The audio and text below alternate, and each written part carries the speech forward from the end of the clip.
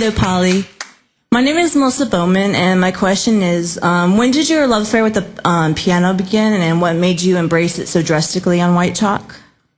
As absurd as it sounds, I'd never actually owned a piano before about 3 years ago, or had one in my house or anything. And a friend was looking for a home for a piano, and I ended up with one. And I played a little bit, I guess, but really just picking out melodies for things before. But it was the first time that I actually began to experiment with songwriting or even trying to play. And so I've only sort of been doing it for about 3 years. And I think when you come across a new sound like that, it sort of catapults you into a very different time of creativity, because all of a sudden there's all these different avenues to explore that I never had come across before. And so the gates just kind of opened, and I've been really enjoying writing on it ever since. It seems like I've got so far to go and so much more to explore yet. So I'm really enjoying playing it at the moment. Badly. You're really good.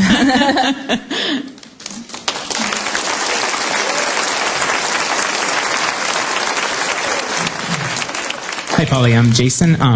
What makes a good live performance? And I was wondering if there's any recent performances that you have seen that you felt inspired from. Ooh. Well, in live performance, what I always look for, and I think what I try and do, is to keep a constant engagement and recognition of the audience. I mean, for me, it's very much about give and take that goes on in that room at that moment in time, and that's something very special. So when I go and see a show, I like that to sort of be acknowledged as well. I find it difficult if a performer, for instance, doesn't acknowledge an audience is there, and the whole reason that you're there is to play to these people. And I see so many people that don't even look up a lot of the time, and I find that really peculiar. But also, I think I like to be surprised. I constantly like to be surprised. So, for instance, I get disappointed if I go and see someone play and it holds no surprises at all for me, or I find I drift off quite quickly, probably because it's what I do.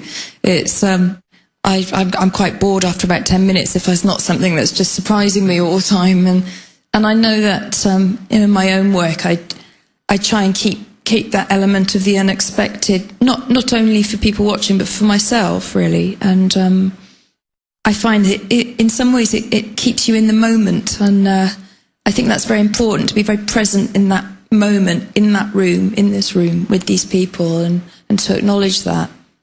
Thank you.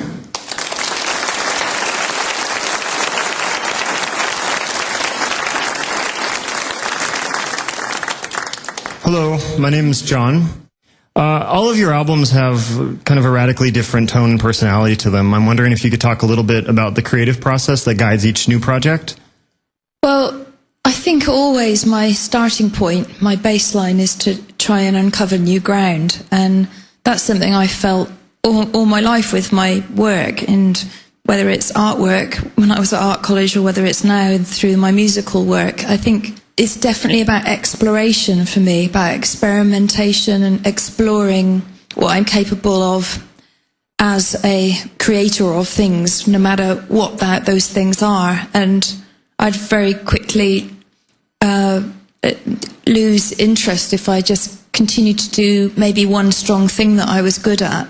And this is purely a taste thing, because I know a lot of people may find one thing that they do strongly that nobody else does, and they keep doing that, and that's fine too. But it just doesn't interest me, that I'm so excited about what else I might be able to uncover. And so that's why all the albums end up sounding quite different, because I look at my life so far, my work so far, and I just think, okay, how else can I do things? I haven't done them before, because in doing that, you open up a whole different range of opportunities, and I'm really excited about being alive, and I want to find what there is out there and just keep on exploring. Cool, thanks.